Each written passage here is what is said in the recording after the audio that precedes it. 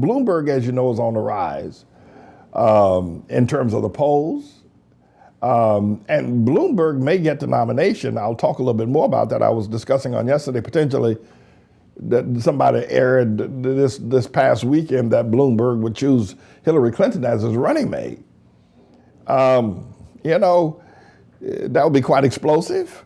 It would certainly give an opportunity to all the Hillary Clinton people to get vengeance.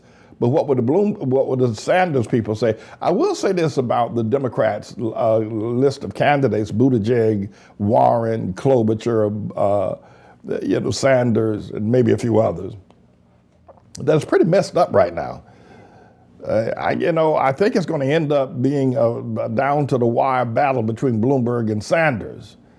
And I've got some things I want you to hear that Rick Wilson said last night on The Last Word with I'm on the 11th hour rather with Brian Williams. I'll be back to that, but I want to engineer let's look at Tucker Carlson, who is really this fella is just unbelievably in the tank for Trump, and how cynical he's been about the Bloomberg candidacy. Mr. Engineer, roll I think clip number 3. Good evening and welcome to a special edition of Tucker Carlson tonight. According to new numbers over the weekend, the Democratic primary race is constricting to become really a two-man contest. A lot of people still in the race, but the outline of the future is getting clearer. So on one side, you have a candidate, Bernie Sanders, who wants to turn this country into a comprehensive welfare state. He plans to upend every aspect of American life in order to impose a new economic order. Now, Sanders isn't hiding what he plans to do. He's running on what he plans to do. His main rival is Michael Bloomberg, the former mayor of New York. Bloomberg has shot to above 15% nationally in the polls, from nowhere, essentially. He's suddenly leading the race in the critical Super Tuesday state of Florida. So what is Mike Bloomberg running on? That's a trick question, actually. Bloomberg isn't running on anything. Not because he doesn't have ideas. He's got plenty of ideas, and some of them are far outside the American mainstream. But Bloomberg doesn't think any of that matters. He's not running on ideas. He's not trying to convince voters of anything. He's not making arguments or working to change their minds on policies they care about. He's trying to buy them, and hence the presidency. It's the single most cynical political... Tucker, I mean, I can understand your audience. They are on the edge of night. They're very fearful. They put all their hopes in Tribulation Trump as being God sent, as being their savior, as being their... and I can understand that any threat to Trump needs to be quickly dealt with, but the assassination bullet that you're using is not a killer; it's a lie. Bloomberg is perhaps the most threatening thing to Tribulation Trump that you're going to find, mainly because he's got money. He's got $61 billion. Trump doesn't have $1 billion, or maybe he does, but most people think that he doesn't. Bloomberg can go toe-to-toe. He's a New York billionaire that has known Trump most of his life. He knows how people in New York feel about Trump. He knows Trump is a phony. He called him a con man. And Bloomberg can stand toe-to-toe with Tribulation Trump and will not be dissuaded. In fact, Trump is probably afraid of Bloomberg because, he's just got more money. And Trump worships people with money. And so I think they're going to try to kill Bloomberg by saying he's uninterested in some of the things and Bloomberg has done some things obviously a lot of people disagree with, such as stop and frisk, and we're going to go over that over the next few sessions. He has some allegations against him with respect to how he treated women in the workplace and whether he harassed them sexually or said things that are inappropriate to them. That's going to all pop up, but it's going to blow over. But can this whole business about that Bloomberg is buying the election, Adelson, the fellow that owned all those casinos in Hong Kong and in Las Vegas, and the Koch brothers, how much money did they put into, the Tribulation Trump? How much money have they given to the Republicans? Don't they buy the election? Now, perhaps Bloomberg can dwarf Samuel Adelson and the Koch brothers in terms of their amount of money, but they all buy elections. We all know that elections are being bought. And I think, Tucker, probably what you're going to find. Darrell Scott was out there in Cleveland the other day handing out $300 to people just to talk about Trump, buying the election and giving $300 to people and the Hamite community, ghetto, for them to vote for Trump. I think people are going to come to the term, if Bloomberg has to buy the election to get it out of Trump's hand, I think a lot of people are going to swallow that and say it's okay with them. But go ahead, Mr. Engineer. Campaign ever run in this country. Bloomberg is trying to subvert our democracy with cash, and he's going all in to do it. According to the latest numbers, Bloomberg has spent more than $417 million on advertising so far in this race. His nearest rival, Bernie Sanders, has spent $40 million. That's less than a tenth. Joe Biden, the man they told us was the frontrunner, has spent just $12.3 million. Compare that, let's say it again, to the at least $417 million Bloomberg has pumped into the race just on advertising. And that's just the beginning. Aides say Bloomberg is willing to spend $2 billion of his own money by Election Day, and the number could go higher. Nothing like this has ever happened in America. Bloomberg's spending is like, and pick your metaphor here, a tsunami breaking over our political system. When the waters recede, there's nothing left. It's been flattened and wiped clean by the weight of Mike Bloomberg's wealth. Bloomberg is the tallest figure on the landscape, the only one left upright. That's his plan.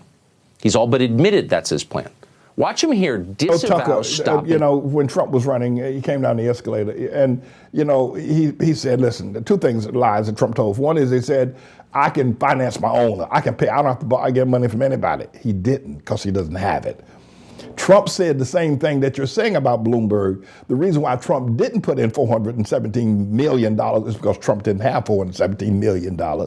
He promised to give $1 million to the veterans while he was running, and he got his friends around the nation to be able to kick into that, who they didn't want to get drawn in to that mess. But Trump never gave that $1 million that he declared he was going to give to the Veterans Association. Still waiting for it.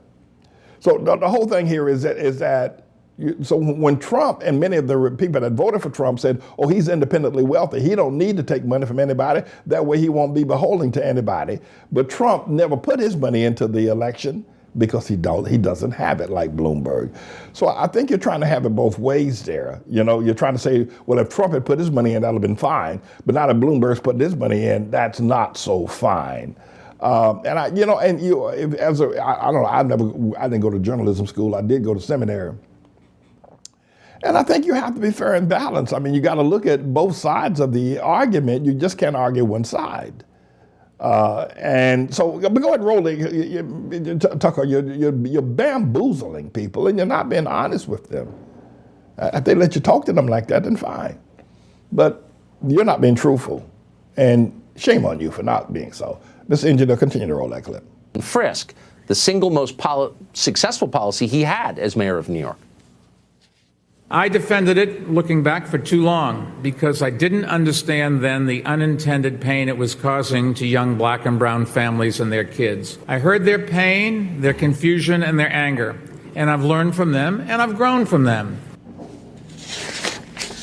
So think about what you just saw. It's not the normal pandering. Mike Bloomberg believes passionately in gun control. It's his life's mission. It's his signature issue. Stop and frisk may have been the most effective gun control policy ever administered anywhere. It took thousands of illegal firearms off the streets of New York. But Democratic primary voters have decided they don't like it. They're against stop and frisk. So without even pausing, Bloomberg grovels, as you just saw, and attacks his own legacy. Why did he do that? Because he doesn't care. Whatever. They're only words. He'll do whatever it takes. Mr. Engineer, I should have queued this up a different way. You know, Tucker, you know, Tribulation Trump was a birther. I still am a birther. I still believe, and I know stomp down, that Obama was born in Kenya. He wasn't born in Hawaii as he says he was. But that having been said, you know, Tucker, Tribulation Trump was a birther. Ran around the country, allegedly sending people out to Hawaii to try to figure out where they can get some dirt on Obama. But the moment he ran for president, he changed that tune and said, oh, well, I believe he's now born in America. Well, for 6 years, 8 years, he was a birther. So now you're saying that Bloomberg is changing his tune about stop and frisk. After diligently believing in it, okay, yeah, he did, and yes, he is now changing his tune, but you act like Obama hasn't changed his tune. And stop and frisk was a horrendous, draconian act here in New York City that threw a lot of people up against the wall. A lot of people were humiliated. And the other thing is no guns were found, which is a phenomenal. Over 700,000 stops and frisk and no guns found. It was crazy. But you have to remember, Tucker, and you need to tell your audience, that Tribulation Trump was a birther for a whole lot longer than Mike Bloomberg was a stop and frisk person. And at least Mike Bloomberg is saying he was sorry for having done it. Tribulation Trump just said, well, Obama was born in America, that's the end of it. You know, and somebody need to call you people to accountability on the way you are, you know, you're delivering, not even half of truth news. Go ahead, Mr. Engineer, roll the rest of it. We can take any more of it. Now, they say politicians are ethically flexible, and of course they are. But this is different. There's something ominous about it. Bloomberg can seamlessly change his core beliefs because he doesn't think his beliefs are relevant to the outcome of this race. Only his wealth matters. And the horrifying fact is he may be right. How wealthy is Michael Bloomberg? Well, for context, the richest of the fabled Russian oligarchs, Leonid Mikhelson, is worth about $24 billion. Michael Bloomberg could literally give away twice that amount, or spend it on a presidential race if he wanted, and still be 5 times as rich as Donald Trump is. It's hard to imagine just how much money that is. But with that money, Bloomberg can suffocate all opposition and seize power. A ruling class which worships money above all sees nothing wrong with this. They're eager to help Bloomberg do it.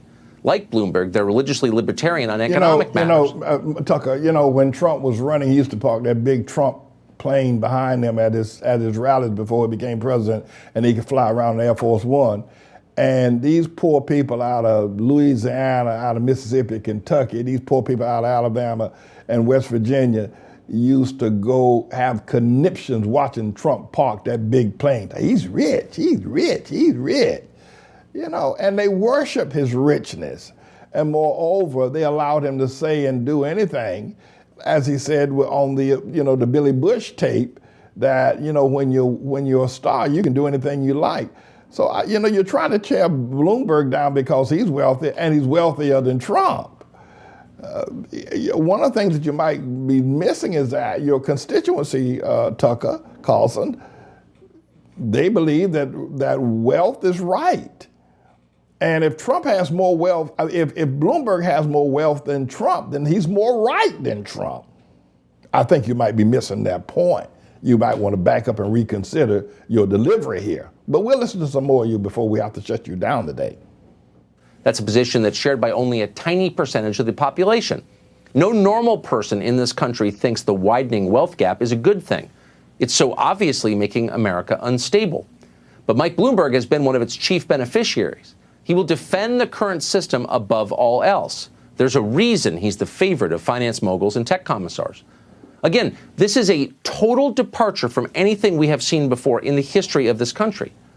Say what you will about Donald Trump, but in 2016, he ran for president on ideas that large numbers of voters actually liked, whether or not they liked him. Secure the border, end counterproductive wars, fight the fascism of political correctness. In selling those ideas, he spent about half what Hillary Clinton spent. But Bloomberg can't be bothered with selling ideas or with a platform. He doesn't care what the public thinks. That's why. He believes he can win by overwhelming voters with his money. This is the nightmare scenario that campaign finance reform activists used to tell us about. And they were right about one thing. Our system has been vulnerable to people like Michael Bloomberg for a long time. He's just the first one who's actually tried to do it. You should be alarmed by his campaign for president. Democracy doesn't break when voters choose unwisely. They sometimes do. Democracy collapses when what voters want becomes irrelevant. Tucker, Tribulation Trump ran and said he's going to build that big, beautiful wall down on the southern border to stop the brown-skinned Mexicans from coming across into J-5th America. Remember that? And that was his campaign slogan. We're going to build that wall, build that wall, build that wall. And then he went on to say, guess who's going to pay for it? The Mexicans are going to pay for it. Well, the president of Mexico quickly shot back and said he ain't paying for nothing and shut up. And so now, 3 years later, we still don't have the wall, right, Tucker? We still don't have the wall. But you know, Trump has taken $3.8 billion out of the U.S. Treasury of the Armed Services military budget for buying helicopters, and tanks and other kinds of implements to help defend America. He's taken that money from the military budget and he's going to use it to build a wall. But he said, remember Trump said, Tucker Carlson, and I guarantee you can search high and low on the last 3 years, whether it be Tucker Carlson, Laura Ingraham, Jeanine Pirro, Sean Hannity, or any of the other stooges over there that worship Tribulation Trump, and you'll not find one of them that will show where Trump has repented or recanted for lying about having Mexico build a wall.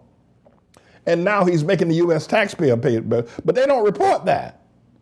They don't report that. This is a bit of a news blog we do, looking at spiritual wickedness in high places for the most part, making some observations about it and giving people a biblical foundation to the way of interpreting, rather than have Sean Hannity or Laura Ingraham or Jeanine Pirro or Anderson Cooper or Rachel Maddow or Don Lemon, Rush Limbaugh interpret what's going on in the world. You come to me and I'll tell you based on what the Word of God says. They'll just give you their worldly, sinful view. But the Manning Report will tell you what God has said, whether to say yea or nay, whether to go or to stay. You'll be led by the word of Almighty God. Come to the Manning Report on a daily basis to interpret the spiritual wickedness in high places, because there's plenty of it that's going on. And so I'm the Lord's servant, James David Righteous Rebel Manning, and I'm here to serve you with news and information.